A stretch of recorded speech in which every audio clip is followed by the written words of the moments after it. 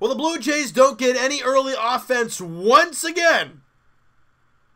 And get shut out. Sorry, no hit through 8 innings. But they do score 1 in the 9th, making it a 4-1 loss to the Cleveland Indians in Game 1 of the 4-game set. But before we start this video, I want to give a shout out to my main man, Mo Buckets, on Twitter. He's been a loyal subscriber for quite some time now. He's been a great guy who's asked questions on the podcast quite often. And if you guys don't know who I'm talking about, this might jog your memory. All right, he does Blue Jays Center on Instagram. He is the #1 most followed Blue Jays fan page on Instagram. He does amazing stuff. He's very quick with his updates and all that stuff. For example, the Jays lost 4-1 to Cleveland. He posted that already, and he put a whole blurb about it 51 minutes ago. On the spot. Beautiful. That's what you like to see. It's great quality. He does an amazing job with it. He's been doing it for quite some time, clearly, and he puts a lot of work into it. Guys, if you have not checked it out, first off, you're crazy. Second of all, go check that out. If you guys have Instagram, go on your search bar and type in Blue Jays Center. And go follow him up. Put likes on his pictures and all that, because it's really, really good stuff. I've had a great time looking at all of his stuff, and he's a great guy. And all that stuff. Hey, go, Mo Buckets. Don't know your real name there, buddy, but you know what? Good job, and keep doing what you're doing, man. It's great, and I follow your page still. It's a lot of fun. All right, so guys, let's get to this game now. The Blue Jays, they sucked again. No offense. They can't get anything going till the 9th inning. Trevor Bauer. We knew Trevor Bauer was going to be a tough matchup coming in. We knew that was going to be the case. Didn't expect to get no hit through 7 innings. The reason he got pulled in the 7th is because his pitch count was up there. He's up over 100 or something like that. So that was that. Aaron Sanchez, look, he didn't have the same outing he had in his first outing. But he had 1 tough inning. He went 6 innings. He went 5 hits, 2 runs. Both were earned. Walked 2, but he struck out 5. And like I said, 1 inning. It was the 4th inning where he gave up those 2 runs. And the worst thing was it was a bases loaded, nobody out situation. That is so hard to get out of. Trevor Bauer did it, though. I think he struck out the side. Or he got 2, struck out 2, and then got Rowdy Tellez to fly out. But in that 4th inning, Allen grounded into a fielder's choice to Lourdes Gurriel Jr. at first base. Then Roberto Perez with the sacrifice fly. Manufactured runs. The Blue Jays, in the half inning prior, they get a walk. They get a hit batter. They get another walk. Bases loaded, nobody out. Bauer can't find the strike zone. And then the Jays start helping him by swinging at pitches in the dirt. And I know it's his curveball's nasty, I get it, but my goodness, they weren't even close to making any contact. Then with 2 out, Rowdy Tellez is fighting off pitch after pitch after pitch. And then I think he got sawed off on the inner half, and then he hits a lazy fly ball out to center field to end the inning. Bases loaded, nobody out. You get nothing. And it was a 0-0 game at that point. You could have been up 1-0, and that could have changed the whole complexity of the bottom of the 4th, where they score those 2 runs. It sucks. But the game's not over yet. It's only the 4th inning. You know, things can come back. The Jays can get back in this. They just need to get a couple hits in here. Even that was a mission. Like I talked about, Trevor Bauer. He threw a no-hitter through 6 innings. However, he did walk 6 guys. Trevor Bauer walked 6 guys and didn't really get any damage against him. That's a problem. The only Jays, they had 3 hits in the game. All were in the 9th inning. Freddie Galvis had a hit. He came off the bench and got a hit. Keeps the streak alive. Alan Hansen, the newest Blue Jay, rips a single into left field. Great job there. He also strikes out twice. The Jays had 12 strikeouts in the game. Oh, boy. Big number there. And then Teoscar Hernandez gets an RBI double. He came on to pinch hit for Brito, the new guy. Got to pronounce his name. It's a rough one. He was 0 for 4 was Brito with a couple strikeouts. He was one of those Ks in that top of the 4th with the bases loaded and nobody out. I think he was the first out of the inning. But Teoscar Hernandez comes on for one at bat against Brad Hand in the 9th inning, and he gets an RBI double. Great job, Teoscar. Great job there, buddy. His average is now 200, and for the Jays, that's actually not bad. But like we talked about, Aaron Sanchez didn't do that bad. Tim Meza, you know what? Tim Meza has had a problem early on this year. And it's really unexpected. I did not expect this one bit because he was so good to end last year. He was so good in spring training, but he went 2/3 of an inning, gave up 1 hit, walked 3 guys. You know, and he struck out a guy, but he only went 2/3 of an inning. He had trouble.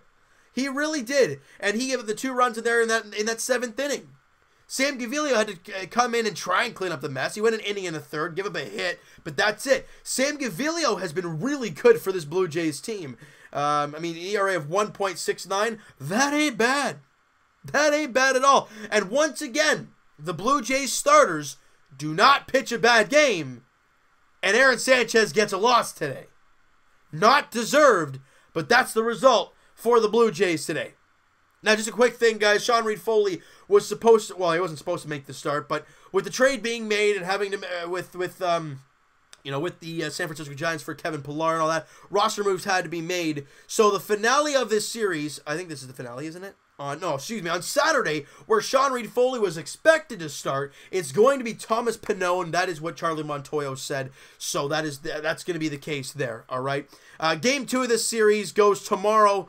Is it tomorrow night? 7:10 first pitch. Trent Thornton versus Shane Bieber. We don't have to worry about Trevor Bauer anymore, so that's good. That's done and over with. Shane Bieber, I don't know what to expect from him. And Trent Thornton, one of the Blue Jays that had scoreless first game.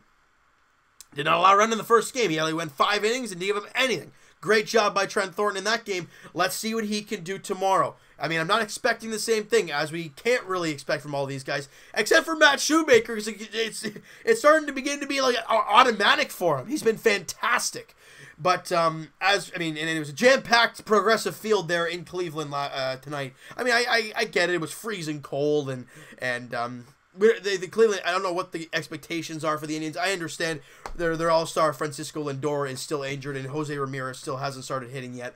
But I don't know what the expectations are there. The Jays are 3-5 now on the season. Again, like we talked about, positives. Find positives. Well, Aaron Sanchez, he had a pretty good start. Sam Gaviglio went an inning and a third of good job. All right, Teoscar Hernandez comes off the bench and gets an RBI double. That's probably one of the most positive things out there. And Alan Hansen, the newest Blue Jay, gets a single there in the 9th inning. And Freddie Galvis, yeah, you guys can go nuts about that.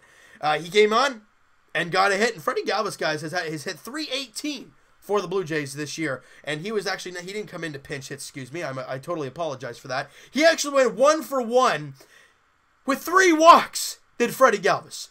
Yes, his average is .318, but his on-base is .400. Freddie Galvis put a very good season so far. It's only 8 games in for the Toronto Blue Jays. Loving what we're seeing there. But, guys, like I said, Game 2 is tomorrow. Shane Bieber on the mound for the Cleveland Indians. And, like we talked about, Trent Thornton on the mound for the Blue Jays. What are we going to see from Trent Thornton? I mean, you saw him great in his first start, but we've seen this before. We've seen pitchers pitch great in their first ever big league outing. Then you want to see it start to continue as consistency. Now, once this Jays team starts solidifying things when it comes to, Ryan Barucki and stuff like that. And look, Trent Thornton was a guy who was just going to come and fill in, right? The thought was Clayton Richard was going to have the 5th spot, and Barucki was going to have the 4th, and then he had Sanchez, Shoemaker, and Stroman. That was initially the 5-man rotation. However, with Richard being down and that 5th spot kind of being all over the place right now, and Trent Thornton firing a really good first outing, look, if he continues to pitch well, I don't think he's going anywhere. I really don't think so.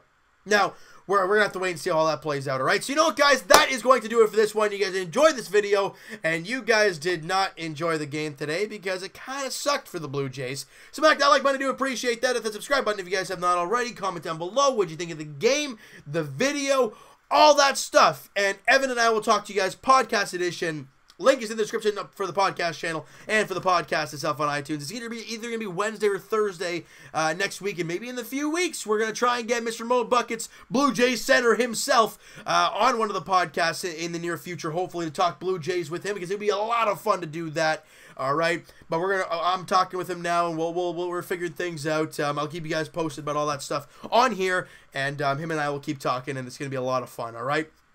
So, Twitter is down below, guys. Like I said, follow up, send me a DM, do all that great stuff, and I will talk to you guys Raptors edition tomorrow as they're in Charlotte taking on the Hornets. I think the Charlotte Hornets are mathematically eliminated now. If not, it's pretty much mathematically eliminated. And the Raptors look to win their 6th straight game and look to continue on a nice roll here to end the season. They've played some really good basketball lately. I love what we're seeing, and if they can continue the way they're playing right now into the playoffs, oh, we're feeling good come playoff time, all right? That's a 7 o'clock tip-off there in Charlotte tomorrow night. As for the Leafs, their next game and final game of the regular season is Saturday night in Montreal. As the Leafs take on the Habs, it could possibly be a crazy situation for the Habs, but it could not be, depending if the Columbus Blue Jackets win tomorrow, the season is over for the Habs. If I'm not mistaken, that's how it works, because right now they're tied with the same games in hand. They were tied like today and stuff, same games played, and the Habs were lower. So I'm assuming that if Columbus wins their next game, it's over, because all they can do is tie them, and I'm assuming they're going to be lower. Anyways, you guys can go nuts. If I'm wrong, then let me know in the comments, guys. But I'll talk to you guys Jay's edition tomorrow night, Game 2 of the 4-game set against the Cleveland Indians, 7:10 first pitch at Progressive Field. Trent Thornton versus Shane Bieber. All right, Game 2 of the 4-game set. Let's see if we can get back into the win column and let's see what Trent Thornton can do in his 2nd big league start. Thank you guys so much for listening and watching. I hope you guys enjoyed this video. I'll talk to you guys then.